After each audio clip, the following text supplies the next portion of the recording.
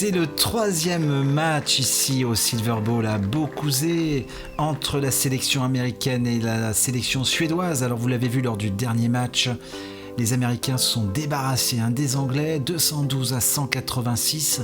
Et donc on va assister un petit peu au choc des générations maintenant entre ces deux jeunes Suédois prometteurs et pleins de talent. Face à l'expérience, Hélène, Chris et Emi Vaiali, ils l'ont prouvé lors du dernier match. Effectivement, et ce fut difficile pour l'équipe adverse. Et nous allons voir comment vont s'en sortir nos Américains, qui, je vous rappelle, nous viennent du Massachusetts.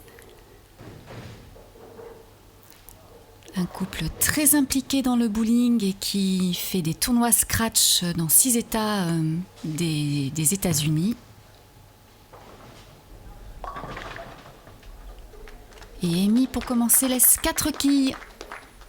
Avec 4 quilles, malheureusement, vous avez vu, elle n'a pas touché la quille 1, la quille de tête.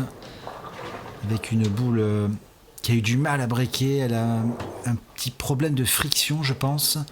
Alors, vous l'avez vu, les Américains sont sur la piste 5, excusez-moi, ils étaient sur la piste 6 avant. Donc, ils la connaissent pas bien, cette piste. Et les Anglais ont eu du mal, Hélène, sur cette piste lors du match précédent.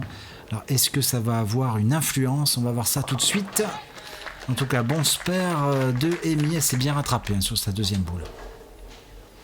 Et tout de suite, la Suédoise Nora Johansson, une jeune joueuse de 18 ans, membre de l'équipe de Suède. Et vous allez voir, très talentueuse. Elle utilise la technique à deux mains. Alors pour info, elle a commencé le bowling en 2015 à une main. Alors on va voir sa première boule. Strike, très belle boule. Alors je vous disais, elle a commencé le bowling en 2015 à une main avec le bowling classique, on peut dire. Et en 2017, elle s'est mise à jouer à deux mains et ça a été fulgurant sa progression. Elle a été en équipe nationale suédoise l'année qui suit et elle est championne d'Europe en titre à Tilburg. C'était en septembre dernier. Et donc Hélène, on découvre ce jeune aussi et talentueux suédois, Karl Eklund.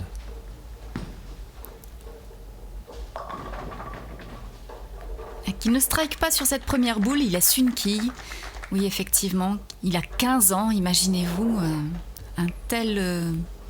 de telles facultés à manipuler la boule à cet âge-là. Alors pour info, on va parler un petit peu technique. Moi, ça fait des années que je suis sur le circuit du bowling. Je n'ai jamais vu un jeune avec autant de talent. Il joue en backup à deux mains, je n'avais jamais vu ça. Alors Sper a très bien joué, mais il joue aussi, bien évidemment, à deux mains, mais on va dire du côté droit, donc il sait tout faire et c'est vraiment un avantage. On a parlé avec lui pendant la semaine de compétition et son rêve c'est d'être simplement le meilleur joueur du monde, donc on verra, affaire à suivre. Et donc Chris Vaiali, Hélène, va-t-il répondre à notre paire suédoise ? Chris qui n'en reste pas moins talentueux. Et il va nous faire un split sur ce coup-là. Il a laissé 3 quilles. Alors on revoit cette boule au ralenti. Il a une sacrée technique aussi. Chris Vaiali qui a plus de 50 ans. Il est professionnel sur le circuit pro senior. Il laisse la 4, la 7 et la 10. Donc l'idée c'est de toucher la 4 très très fine pour qu'elle aille chercher la 10 et la boule ira chercher la 7. Alors c'est plus facile à dire derrière mon micro que quand vous êtes sur les pistes, mais il a tout à fait le potentiel pour le réaliser. Ah non, malheureusement, Hélène, il le rate. Et c'est la première open du match. Malheureusement, elle est au compteur des Américains. Et du coup, on sent notre équipe américaine un peu en difficulté en ce début de partie. Alors, ont-ils la pression ? Est-ce que de jouer contre vraiment des plus jeunes qu'eux, ça peut leur poser des problèmes ? On va voir.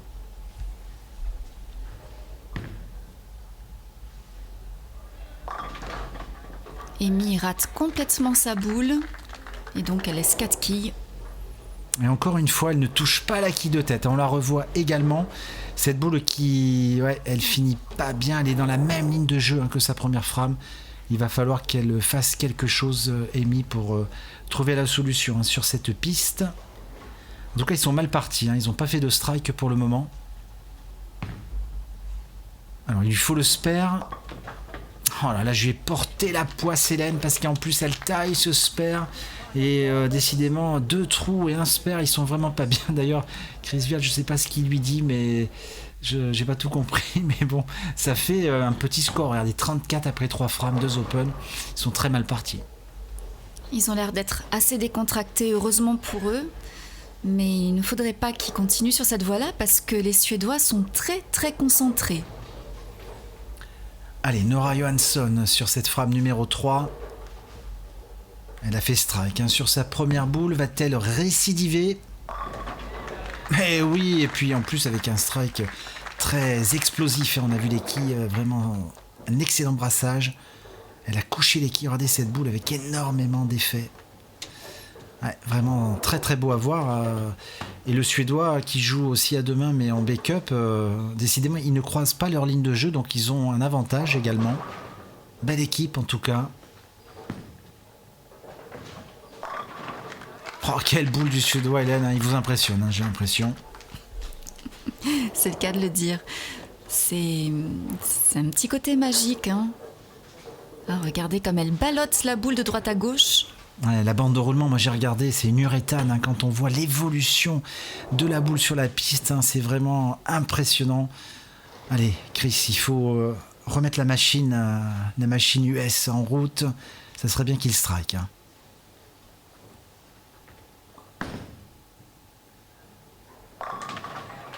Et c'est un magnifique strike. Et il est content, Chris. Et celui-là est pleine poche, on peut le dire. Regardez cette boule. Belle trajectoire, beaucoup d'effets également, beaucoup de révolutions et ça explose dans les quilles. Allez Amy, est-ce que Amy va doubler? Elle n'a pas trouvé le strike pour le moment, elle n'a même pas touché la 1, alors est-ce qu'elle va changer quelque chose dans sa stratégie? Oui, elle a changé de ligne de jeu, j'ai vu, la boule est mieux. Et doublé Hélène, ça y est. Les Américains s'encouragent, c'est parti pour l'équipe US. Et là, regardez Chris qui joue un petit peu avec les nerfs des jeunes Suédois. C'est marrant. C'est vraiment le monde à l'envers, Hélène. Les anciens chambrent un peu les jeunes, mais les jeunes restent sérieux. C'est peut-être l'expérience qui veut ça. Ils sont vraiment très à l'aise, nos Américains. Malgré les circonstances difficiles de jeu, apparemment. Allez, Nora Johansson, possibilité de tripler. La championne d'Europe, et regardez cette boule triplée, oh là là, quelle boule encore. Décidément, Chris Vaiali a essayé de la déconcentrer, mais non, ça n'a pas du tout eu d'effet sur elle. Belle boule et triplée, et là ils sont en train de se détacher, il y a déjà 36 quilles d'avance. Et c'est reparti pour Karl. Qui laisse une quille à gauche cette fois. Et oui, la quille 7. On revoit sa réaction. Il est vraiment impressionnant sur l'approche aussi. Ça va très très vite. Il a beaucoup d'impulsion avec son corps. C'est très physique ce qu'il fait. Et regardez, il joue à deux mains, on va dire classique, c'est déjà très étrange de dire ça, puisqu'il joue en backup à deux mains et il sait tout faire. Enfin, il est quand même assez bluffant, Hélène. Oui, enfin, il faut quand même signaler que pour arriver à un tel résultat, il s'entraîne entre 25 et 30 heures par semaine. Effectivement. C'est ce qui explique son talent, mais ça ne fait pas tout, Hélène, l'entraînement. Il y a quand même quelque chose en lui qui me dit que ça sera un grand nom du bowling. Alors, Chris Vaiali... dommage, il aurait pu tripler. Il le voulait parce que pour revenir dans le match, il fallait tripler. Et il a cette quille 4. Tout à fait normalement, j'ai envie de vous dire, la boule est trop serrée. Regardez, on va la revoir. Avec beaucoup de révolution, elle a attaqué trop la poche. C'est normal qu'il ait cette quille 4. Je pense une formalité pour Chris qui a pris la boule uréthane. Une boule qui prend moins l'effet que la boule réactive. Et voilà, Sper Hélène, c'est dans la poche pour Chris. Amy prend le relais. On fait juste un petit point, Hélène, sur les scores. 129 à 93. Il y a toujours 36 quilles d'avance. Ça va être dur pour les Américains.